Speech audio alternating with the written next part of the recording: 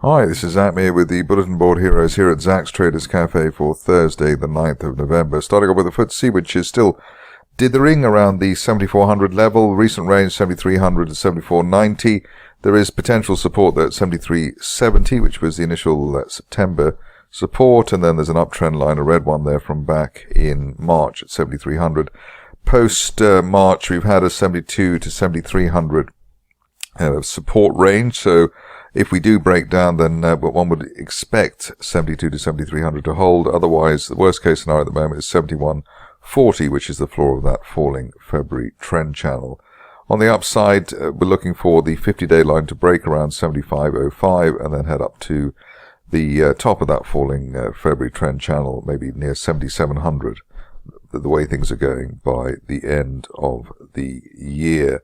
RSI below neutral 50, so that is still a negative, and it suggests that we could still roll over towards 7,300. Moving on to the DAX, which had decent performance last week, slightly less exciting this week, but we still have that bear trap island reversal, so we gapped down in October, made new lows and then gapped up, so below 15,000 looks like an overshoot to the downside, just waiting for the market now to break through the 50-day moving average, the blue line there at 15,300 to deliver 15,500 or a bit more, hopefully, by the end of this month. The 200-day line at 15,600.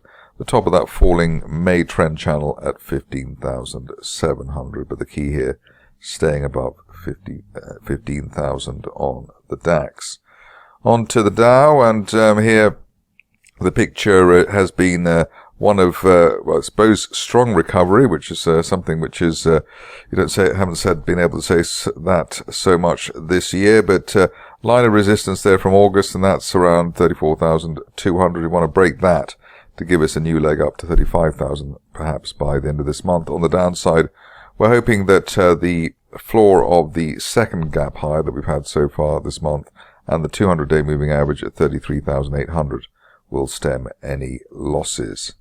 Moving on to Bitcoin, where there is palpable excitement in the air now, looking for this market to break out properly. I did say before that above 34,000, we're looking for 43,000 by the end of this month, and the market managing to move along with that rather punchy call, 43,000 a one-year resistance line projection, and 34,000, the old target that we had for this market while we were above the 26,000 area. So this market doing the business for the bulls, breaking out of that triangle.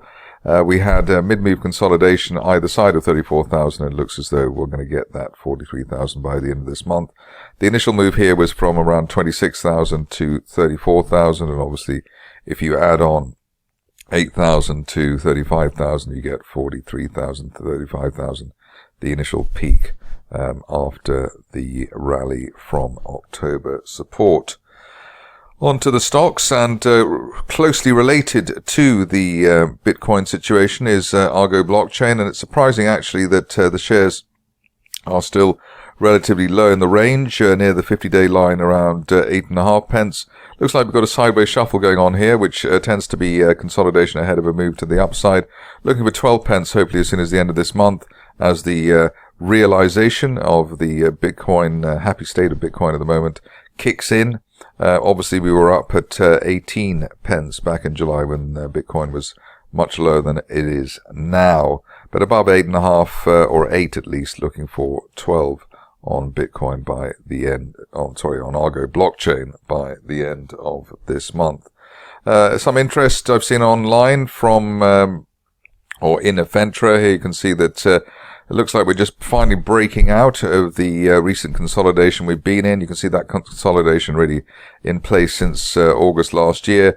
The break point, probably an end of day close or a weekly close above 30 pence, which would be a break of that August 2022 resistance line, and above that we're looking for 40 pence plus, in fact up to as high as 42 pence by the end of next month. Maybe we'll get the type of move that we had back in August last year during November, December, but upside here certainly valid while we're above the 50-day line at 26.5, so looking for 42 over the near term.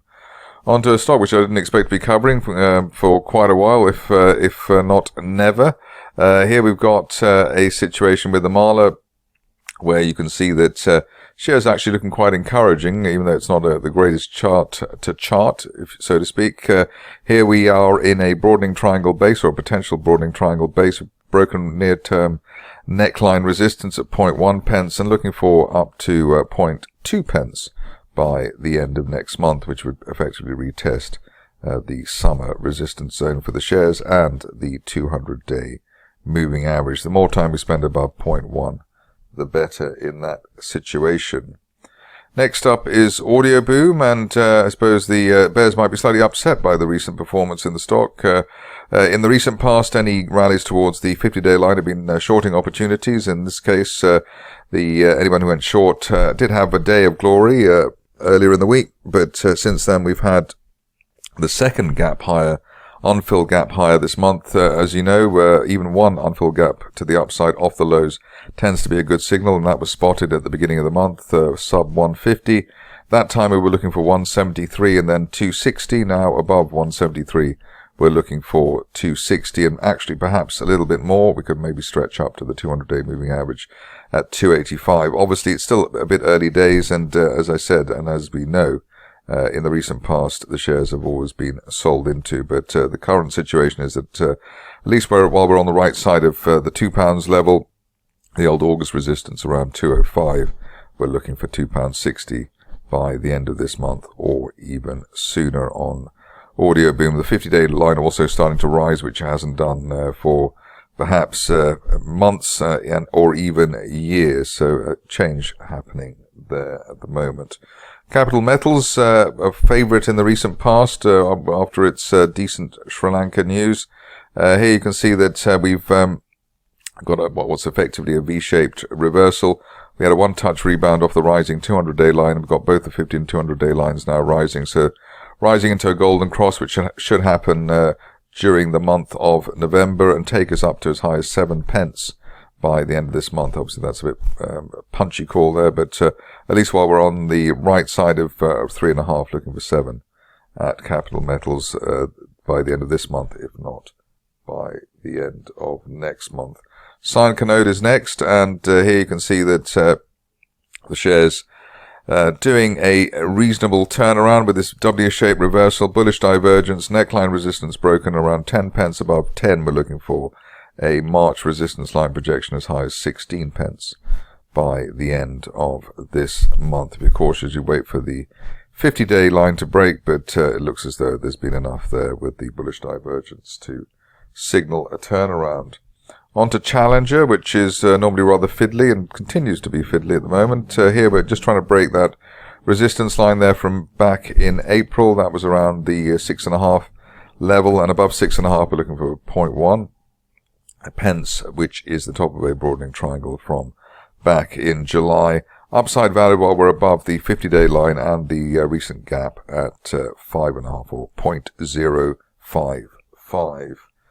On to Galileo, which also is just hugging a resistance line at the moment. Here we can see that the shares are, well, in fact, they've just broken that resistance line, that one there from December last year. That was around 1.25, an end of day close above 1.25, and we should be heading up to 1.7 pence as soon as the end of this month, in fact, which is the top of a broadening triangle from December last year. We've got bullish divergence going into this rally, and in fact we've already got the 50 and 200-day lines rising, which suggests that we're in the run-up to a golden cross, which should happen by the end of this month, or perhaps a lot sooner. The run-up to a golden cross, the strongest part in the cycle.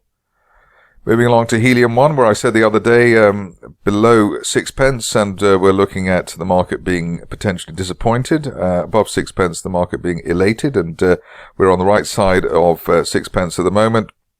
The old placing price, probably the view at the moment is that while there's no end of day close back below the 50-day line at 5 3/4, we could head up to the top of that broadening triangle from August as high as 8 pence by the end of this month. Obviously, we're still on the edge of our seats regarding the amount of helium over there in Tanzania. On to Online Blockchain, which I'm surprised hasn't changed its name to Online Blockchain AI, but there's still time. We've got a rising 50-day line. We've seen the shares shuffle just above the 50-day line over the last few weeks. Sideways shuffle should be a positive consolidation, especially with the latest gap to the upside. And that's the second unfilled gap over the last month. And the view now is that above 11 pence in the 50-day line, we're looking for 20 pence as soon as the end of this month. So trying to sharpen the time frames there. Moving on to Panthera, which updated on Bukia today. Here you can see that shares have, as expected, bounced off the floor of a rising trend channel from back in March. The line there around 6 pence, above 6 pence. We're looking for up to 12 pence by the end of next month. It'd be nice to see an end of day close through recent neckline resistance at around the 6.9 pence level this week. Moving along to Quantum Blockchain, which has behaved itself despite being covered quite regularly here. It's a rather volatile situation, but looks like we've got a nice bull flag in place there.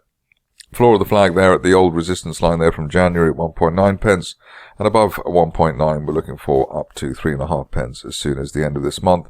The other positive at the moment is the way that both the 50 and 200-day lines are now starting to rise, which suggests we're in the run-up to a golden cross, normally the strongest part in the cycle. So if it's as strong as last month's rally, we should be in business for the bulls.